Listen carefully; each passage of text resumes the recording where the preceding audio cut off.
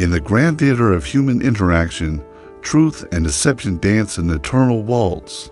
The ancient Stoics understood that life would present us with those who speak falsely, not out of malice necessarily, but often from fear, weakness, or self-preservation. Marcus Aurelius wrote in his Meditations that we should not be surprised by the dishonesty of others, for it is simply part of the human condition. The Stoic does not rage against deception or become consumed by betrayal.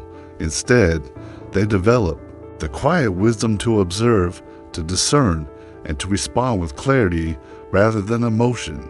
Today, we explore non-subtle signs that someone may be deceiving you. Not so you can become cynical or suspicious, but so you can navigate the world with the calm awareness that truth, like water, always finds its way to the surface. The first sign reveals itself in the disconnect between words and actions. A person may speak eloquently of their intentions, their values, their commitments, yet their behavior tells a different story entirely. They promise reliability, but consistently arrive late. They speak of loyalty while their actions betray trust. The Stoic philosopher Epictetus taught that we should judge people not by their words, but by their character as revealed through consistent action. When someone's deeds contradict their declarations, the wise observer takes note without judgment, understanding that actions flow from true intention while words can be crafted to deceive. The Stoic does not confront immediately or react with anger, but rather stores this observation, knowing that patterns of behavior reveal far more than passionate proclamations ever could. The second sign manifests as excessive justification, where someone provides far more explanation than the situation requires. When a simple answer would suffice, they offer elaborate backstories, complex reasoning, and unnecessary details. This over-justification often stems from the liar's internal discomfort with their deception.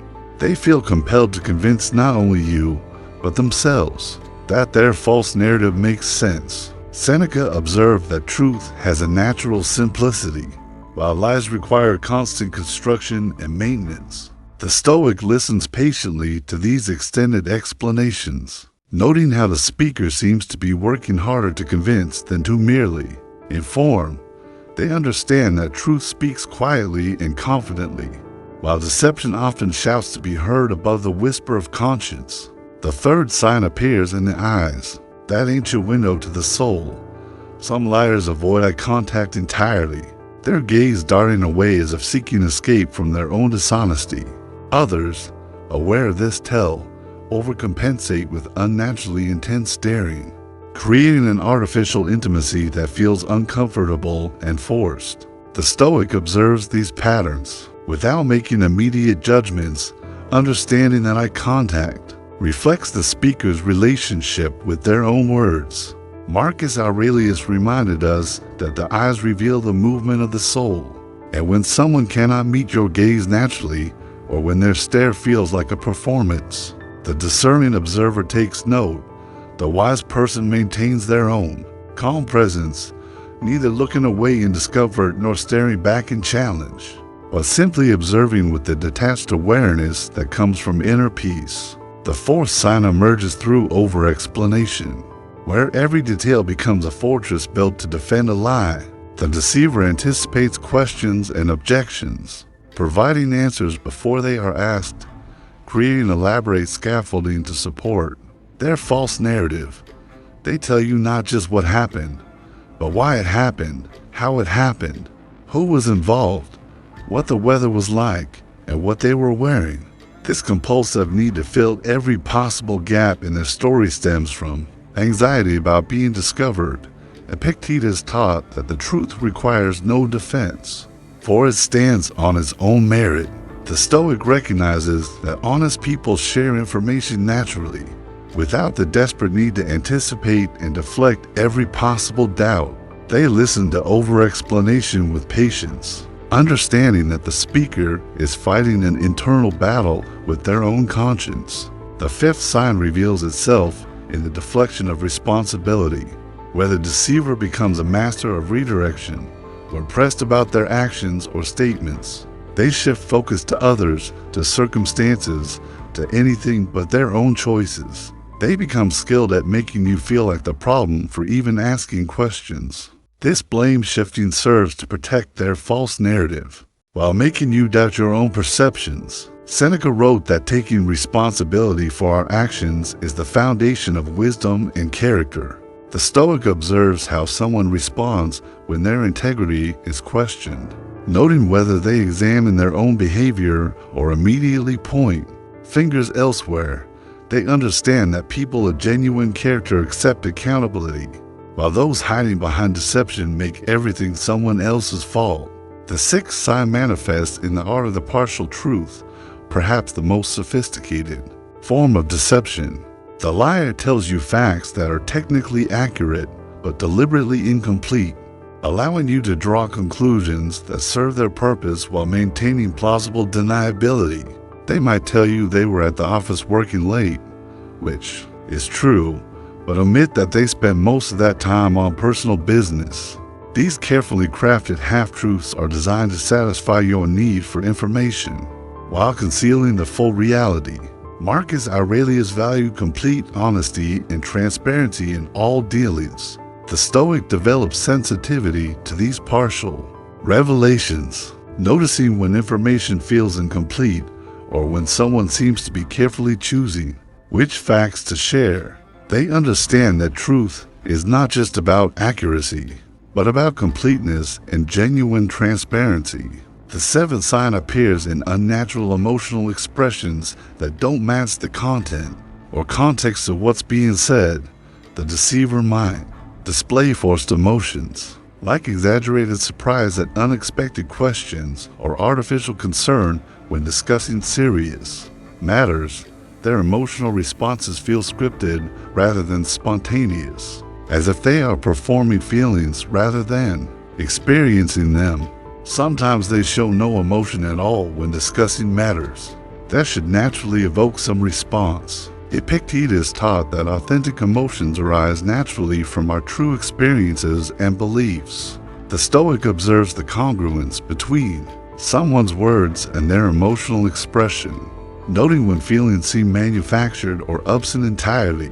They understand that genuine human interaction includes natural emotional responses that align with the content being discussed.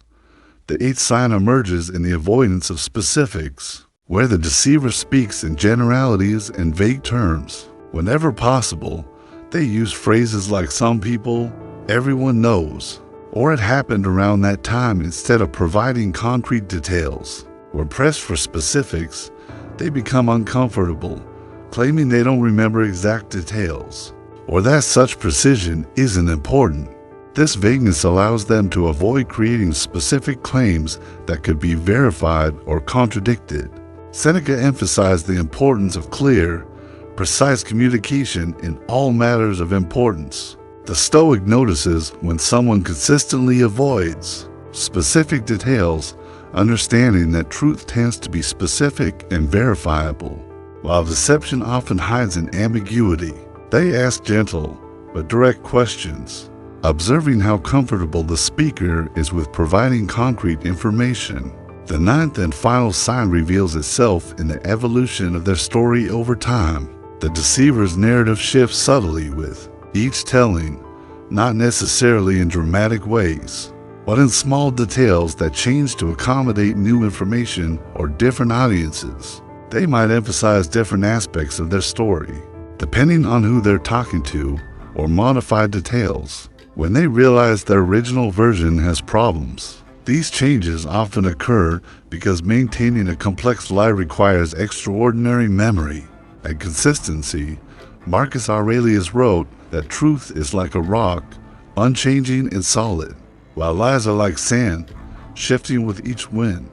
The Stoic pays attention to consistency over time, noting when someone's account of events changes in ways that seem designed to serve their interests, rather than to clarify or correct honest mistakes. In the end, the Stoic approach to recognizing deception is not about becoming cynical or suspicious of everyone around you.